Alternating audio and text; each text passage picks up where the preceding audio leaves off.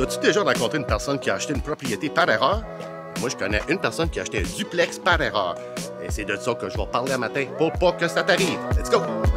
Qu'est-ce qui est arrivé à cette personne-là? Comment ça qu'elle a acheté un duplex par erreur? Regarde. On va mettre un peu de contexte. Supposons que ton père, ta mère sont assez âgés, puis là, ils restent dans un appartement ou une grosse maison, whatever.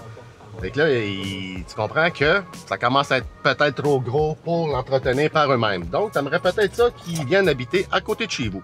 Comme moi, je commence déjà à penser à mes parents qui arrivent dans les 75. Qu'est-ce qu'on va faire avec leur propriété? Est-ce qu'on les amène proche de chez nous? Est-ce qu'on les déménage chez nous? Est-ce qu'on leur achète un petit condo, une maison de retraités, etc., etc., t'sais? Fait qu'est-ce qu'on fait? Fait que la madame qui a acheté le duplex par erreur, ben, elle s'est dit, regarde, si je déplace mon père, puis j'achète un petit condo, ben, il va falloir payer le petit condo, t'sais? Les frais de condo, les réparations, si, ça, t'sais? Fait que là, elle s'est dit, bon, ben, regarde, je pourrais peut-être acheter une plus petite maison, mais ça va revenir au même si elle achète une plus petite maison. Oui, t'as moins d'entretien à faire, mais t'as quand même des choses à faire, des réparations, etc. Fait que là, elle s'est dit, bon, ben, OK, d'abord, qu'est-ce que je fais? Peut-être une maison de retraités, pour personnes âgées, tu sais. Mais quand elle a appelé là-bas, elle a vu les prix. Elle a dit, voyons, 2500 à 3000 $ par mois, ça n'a comme pas de bon sens, tu sais. Fait que là, elle s'est dit, bon, ben, regarde, qu'est-ce qui reste comme solution? L'autre solution, c'est que je l'amène chez nous, puis qu'on y fasse une place dans la maison. Mais la cliente-là, elle a déjà une grosse famille. Fait qu'elle peut pas ramener une autre personne ici, tu comprends? Fait que là, c'est quoi qui reste comme solution? Ben, elle s'est dit, ben, regarde, pourquoi que j'achète pas un petit duplex proche de chez nous, puis je vais mettre mon père dans un des logements, puis l'autre logement, il va me payer. Fait que, tu sais, c'est comme gagnant-gagnant, tu sais. Fait que c'est une très bonne idée, tu sais. Mais, c'est de ça qu'on parle le matin. Pourquoi qu'elle a fait ça, puis c'est une erreur? Parce que c'est ça qu'elle voulait faire. Mais au début de vidéo, je t'ai dit, comment ça, qu'elle a acheté un duplex par erreur. Puis en 2023, rappelle-toi comment était le marché immobilier ici à Gatineau. Partout sur la planète, c'est pareil. Mais à Gatineau, les prix, ils ont monté vraiment vite, puis les revenus, ils n'ont pas suivi. Fait que ça, c'est la première chose négative. Après ça, il y avait des surenchères. Il y a une autre chose négative aussi, c'est qu'il n'y avait pas beaucoup de propriétés en vente. Fait que tu comprends? Tout ça, ça faisait que les prix montaient, mais les loyers restaient bas, là, tu sais. Fait que c'était ça qui était négatif en 2023. Ma cliente, elle avait entendu dire que tu pouvais acheter un duplex, puis placer un parent dans un des logements. Elle avait entendu ça, mais elle savait pas comment le faire, t'sais. Fait que d'après toi, c'est quoi la première chose que ma cliente, elle a faite quand elle a eu ses clés? Toc, toc, toc, toc, au premier logement, puis elle lui a demandé, est-ce que je peux reprendre le logement? Est-ce que je peux mettre mon père dedans? Le locataire a dit non. Après ça, toc, toc, toc, au locataire d'en haut. En haut, est-ce que je peux prendre le logement pour mettre mon père dedans? Lui aussi, il a dit non. Tu sais, t'es blâmes-tu? Tu comprends? Oui, ça se fait, avoir un duplex, mettre un parent dedans, mais tu peux pas juste faire ça pif-paf comme ça, tu sais. Ma cliente, qui n'était pas ma cliente dans ce temps-là, ne le savait pas. Fait que là, les deux locataires ne voulaient pas partir. Et pourquoi ils ne voulaient pas partir? Super simple. Ils ont des 3 chambres à coucher. Il y en a un qui payait, je pense, 1000 $, puis l'autre 1080. Donc, tu comprends que pour 1000 $, tu as 3 chambres à coucher. Ici, à Hall, dans le secteur Val-Tétro, c'est comme impossible, tu comprends? Fait que ça, c'est en 2023, je te parle. Aujourd'hui, les loyers, mais je vais t'expliquer tantôt, là, il y en a un qui a monté, mais l'autre est encore bas. Fait que c'est une des raisons pourquoi que la propriété, ça m'a pris bien du temps à la base. Je viens d'arriver, je vais t'en montrer ici 2 secondes. Tu vas voir, c'est un beau bloc. Regarde la propriété, comment est-ce qu'elle est grande. Et c'est tout ça. Le rez-de-chaussée, c'est un 3 chambres à coucher. Puis le sous-sol, il y a une 4e chambre. Puis l'appartement d'en haut, 3 chambres à coucher. Quand ma cliente a acheté la propriété, le rez-de-chaussée, il était à 1000 $, puis en haut, 1080. Normalement, c'est exactement ça. Celles d'en haut sont plus chères. Mais ici, c'est le contraire qui devrait être fait. Parce que celle d'en bas, il y a tout ça, plus le sous-sol au complet. Fait que c'est lui qui devrait être beaucoup plus cher que celle d'en haut. Fait qu'avec des loyers bas de même, les investisseurs n'étaient pas intéressés, mais pas pantoute, là, tu comprends? Fait que ça restait quelle sorte d'acheteur qui pouvait acheter ça? D'après toi, les acheteurs qui nous appelaient, là, presque tout le monde voulait emménager dedans. Mais comme que je viens de te dire, tu ne pouvais pas le faire. Donc ça, c'est une autre raison pourquoi ça a pris énormément de temps avant. Le plus gros point positif de ce duplex-là, c'est que c'est des 3 chambres à coucher. Plus celle d'en bas, une 4e, là, mais c'est des 3 chambres. Ça, c'est très, très, très rare. Fait que ça, c'est un plus pour le bloc. L'autre affaire aussi qui est vraiment bon, c'est la localisation. On est dans le secteur de Val-Tétro, Hull, puis ça, c'est la rue Taché là-bas. Ottawa, il y a un pont ici et un pont là. C'est super facile de te rendre en Ontario. Puis le point négatif, ben, c'est les loyers. Super bas. Puis le prix que ma cliente allait acheter, super haut. Tu comprends que ça marche pas, les chiffres marchent pas. Mais comme je te disais au début, ma cliente, elle s'en foutait des chiffres. Mais vu qu'elle n'a pas pu reprendre le logement, ben là, qu'est-ce qu'on fait avec une bâtisse achetée trop cher avec des revenus trop bas, puis qu'on ne peut pas augmenter le loyer? Tu comprends? On fait quoi là? Donc, vu que ma cliente ne pouvait pas s'entendre avec les locataires pour mettre son père dedans, puis qu'elle avait entendu dire que tu avais le droit de prendre un parent puis le mettre dans un de tes duplex ou triplex ou whatever, fait qu'elle s'est dit, regarde, s'ils veulent pas, je vais aller au tribunal, puis le tribunal va m'aider. Quand la date de cours est arrivée, ma cliente s'est présentée là-bas, puis le juge lui a dit, madame, vous ne pouvez pas faire ça pour deux raisons. La première, vous ne pouvez pas prendre une personne qui habite dans un logement de une chambre pour le déplacer et faire sortir une personne qui habite dans un appartement de deux chambres. Tu ne peux pas faire ça. Il faut que ça soit le nombre de portes égal ou moins, pas plus. Hein? C'est un peu comprenable. Tu ne peux pas faire sortir quelqu'un dans un petit appartement puis le déplacer dans une place où il y a comme 3-4 chambres et qu'une famille sont 6. Ça n'aura pas de bon sens. C'est bien rare que je suis d'accord avec le tribunal du logement, mais dans ce cas-là, oui, ça a du sens. Et pour la deuxième raison, le juge lui dit, c'est parce que, madame, vous avez trop de propriétés puis vous êtes considéré comme un investisseur. Cette loi-là est faite pour des gens qui veulent habiter à quelque part, pour mettre un parent ou quelque chose comme ça. Mais pour faire de l'argent, genre, parce que tu as beaucoup de portes, tu peux pas faire ça. T'sais. Tu verrais-tu, genre, des grandes compagnies qui ont un paquet d'immeubles en locatif, commencer à dire, bon, ben, je vais prendre ma mère qui reste là-bas, je vais la mettre dans un de mes appartements, si, ça, tu peux pas faire ça. C'est pas de même que ça marche. Donc, le plan d'origine que ma cliente a voulu faire, d'acheter un duplex puis mettre son père dedans, ça marche pas. Donc, c'est quelle autre solution qui te reste? Tu comprends? Tu peux pas garder un immeuble comme ça parce que, un, tu l'as acheté trop cher, puis les revenus suivent pas. Tu peux pas augmenter les loyers non plus parce que les locataires connaissent la loi, ils savent comment ça marche. Fait que tu peux pas juste arriver là, bon, ben, demain matin, je te monte 300$. Tu sais, c'est vraiment compliqué. L'autre option, ça sera quoi? La vente. Tu comprends? Mais encore là, comme je te dis, que j'avais dit à mes clients, les investisseurs ne seront pas intéressés dans notre bloc, ça c'est garanti. Ça va être pas mal juste des gens qui vont vouloir l'habiter. Parce que quel autre type d'acheteur qu'il y aurait pour ce bloc-là, tu sais? À un moment donné, ma cliente, elle s'est dit, regarde, je vais aller parler avec les locataires, voir s'il y en a un là-dedans qui est capable de monter. Puis, vous allez jamais croire ça, là. Il y en a un qui a dit, non, non, regarde, moi, là, tu montes comme que le tribunal du logement me permet, là. Puis c'est bien normal, tout le monde fait ça de même. Mais il y en a un autre qui a dit, pas de problème.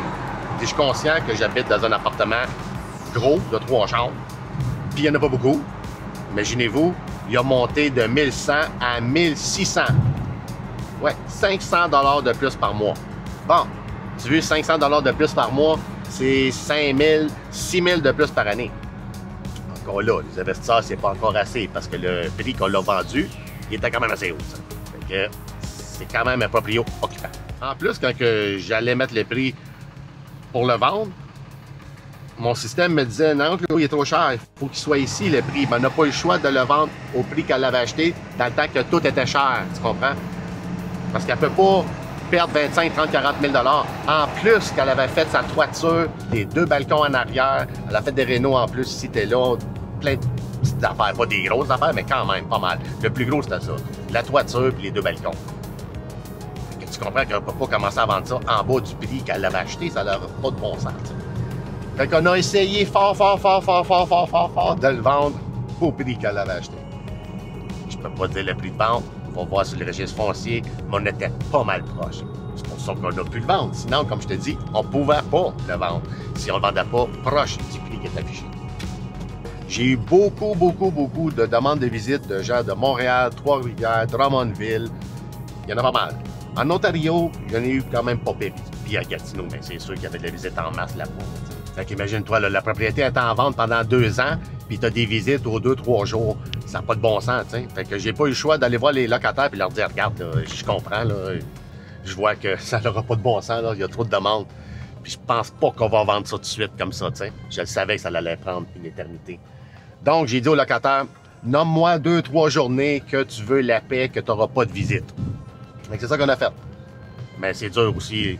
Mettons que le locataire d'en haut te dit, ça c'est mes 3 journées off, que je veux pas de visite. Bien, celle d'en bas, ça c'est les autres 3 journées, mais elles sont pas les mêmes que les autres. Fait que, faut que tu joues là, faut que tu essaies de trouver un moyen d'entendre que les 2 locataires sont à l'aise avec ces journées-là et ces heures-là. Fait que ça l'a aidé, tu sais. Ça a été mieux pour eux autres. Je vais t'expliquer aussi l'histoire des photos. Quand tu prends des photos d'une propriété, t'es pas supposé, ben, tu devrais pas, en tout cas, moi, je le fais pas. J'essaie de pas prendre où il y a des cadres, des faces de des gens, des diplômes ou des choses où on peut identifier c'est qui le locataire, puis whatever, tu sais.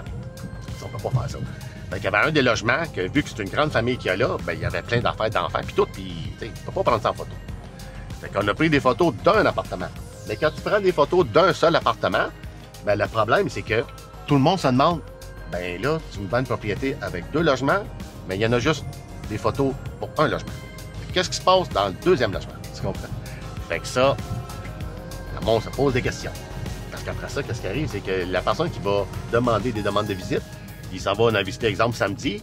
J'ai 5 propriétés à revenus à aller voir, mais il y en a une qu'il n'y a pas trop de photos, donc, mais l'an dernier, celle-là. Si on a le temps, on va y aller. C'est comme ça que le monde pense un peu. T'sais. Les gens qui savent où ils s'en vont, ceux qui veulent absolument tel secteur, puis ils voient que c'est un 3 chambres, ces gens-là, oui, let's go. Les autres, ils viennent, ils s'arrangent pour venir. C'est ça, j'aurais pu faire des photos montage qu'on appelle. Là. On prend une photo, même s'il y a des cadres et tout, puis j'envoie ça à mon photographe, puis lui, il enlève tout ça. Oui, OK, c'est correct, ça se fait, là, mais à chaque fois qu'on va voir des propriétés avec des photos comme ça, tout le temps, mes clients me disent « Ouais, mais c'est pas pareil comme des photos. » Mais je leur dis « Ben non, c'est sûr, c'est photoshopé. C'est pas vrai, là. » Mais c'est toujours de même. Soit que c'est plus pâle que c'est en vrai, ou que c'est plus foncé que c'est en vrai, ou que c'est plus petit, ou que c'est plus grand que c'est en vrai. Fait que ça donne absolument rien de face. Surtout pour des propriétés à revenus. Je dis pas une maison neuve ou des choses comme ça, OK, c'est correct. Mais pour nous autres, de même, non. Une autre affaire aussi qui cause un peu de problème, pas envers tout le monde, OK? Mais un des appartements, il y avait un chien, un gros chien. Puis il était correct, le chien. Moi, je l'aimais bien, il était bien correct. Moi, j'ai eu des chiens, j'ai pas de problème avec ça. Puis la majorité des gens n'ont pas de problème avec ça. La chose est que quand le chien, il jappe, vu que c'est un gros chien, ben il jappe fort. Tu comprends? Moi, j'ai eu des gros chiens, puis ça jappait fort. Fait que, même si mon chien était gentil, il faisait quand même peur au monde. Mais le chien, là, c'est un chien correct, tu sais, comme je dis pas, c'est pas un pitbull, puis c'est pas un Rottweiler, berger allemand, ou quelque chose que genre pourrait faire peur au monde. Je dis pas berger allemand, ça fait peur, mais en tout cas, c'est moins épeurant un collie ou un golden retriever ou un labrador. Tu comprends? Fait que c'est un genre de chien comme ça. Fait qu'il était bien cool, c'était bien correct. Fait que là, les demandes de visite étaient souvent pour après 5 heures. Parce que le locataire nous disait, tu peux aller le voir, là, pas de problème, le chien est bien correct, comme tu as la clé, rentre. Mais un courtier sur 2 avait peur. Puis je comprends. Parce que si tu connais pas le chien puis il jappe fort, bien, c'est sûr que t'as peur, tu sais. Mais c'est pas la fin du monde, comme je disais à ces courtiers-là. Regarde, viens juste visiter après 5 heures. Je le sais, c'est un inconvénient, mais c'est la seule option. Ou que tu viennes visiter samedi ou dimanche. Fait que tout ça ensemble, c'est sûr que ça rajoute du délai pour que tu puisses vendre une propriété, t'sais. Surtout le prix et les revenus. Fait que d'après toi, la morale de l'histoire, c'est quoi? Ben regarde, comment est-ce que moi je vois ça? Je te conseille toujours, puis je dis toujours ça aux gens, c'est pas juste de savoir quoi faire qui est important dans la vie, mais il faut savoir comment faire. Puis je dis toujours la même chose de mon pneu. Si j'ai une crevaison, je le sais que je dois changer mon pneu. Ça, je le sais. Alright. Mais est-ce que je sais comment changer un pneu? Non. Ben oui, mais non. Tu comprends? Fait que c'est ça. C'est ça le problème que ma cliente elle a rencontré. Elle avait entendu dire qu'il y a une loi que tu peux prendre un logement puis mettre ton père dedans ou membre de la famille, whatever. T'sais. Mais ça ne va pas comment le faire. C'est pas juste pif-paf comme que je viens de te montrer là. Tu comprends? Fait que c'est très, très, très, très, très important. Quand tu fais une offre d'achat, si tu le sais pas, ben je te conseille pas de faire ça comme ça, mais si tu es mal pris puis tu le sais pas, tu peux faire l'offre d'achat conditionnelle à ce que genre je puisse faire ce projet-là dans telle propriété. Tu comprends? L'autre personne qui va savoir leur bord, il va dire, ben là, moi, je sais pas, moi, si t'es capable, si tu as le droit, c'est pas mon problème. Mais il va peut-être t'accorder un délai pour que toi, tu puisses aller voir à la ville ou demander conseil à des avocats, un notaire ou whatever, t'sais. Je vais faire une vidéo qui est très, très, très importante parce que je le vois puis j'en entends parler. Il y a des gens qui savent pas comment ça fonctionne. Par exemple, t'es un frère, puis avec ta sœur, vous êtes 2, chacun ils ont leur condo. Vous avez 2 propriétés. Puis vous voulez acheter un duplex pour mettre votre parent dans un des logements. Est-ce que ça se fait? Oui, ça se fait. Mais comment ça se fait? T'sais, je vais faire une vidéo là-dessus. Un autre exemple. Tu habites dans un condo ici à Hull, puis ton frère, il habite à Québec. Puis là, vous voulez mettre vos deux parents dans un duplex, parce qu'ils sont divorcés. Ton père en haut, ta mère en bas. Est-ce qu'on a le droit de faire ça? Puis qui achète le condo? Les deux frères. As-tu le droit de faire ça? Une autre chose, tu habites avec ta conjointe, vous êtes propriétaire d'une maison. Est-ce que tu peux mettre un des parents du couple dans un duplex? Question. C'est de ça qu'on va jaser bientôt. On va aller voir un notaire qui nous explique tout ça en détail. Parce que c'est compliqué, ça n'a aucun bon sens. Fait qu'on va faire ça bientôt. Fait qu'on s'en reparle dans une prochaine vidéo. Ceux qui veulent en savoir plus sur l'immobilier, les plex, les condos, les chalets, n'importe quoi, acheter, vendre, gestion immobilière, trouver des locataires. Je suis là 7 jours par semaine. Merci. Bye bye.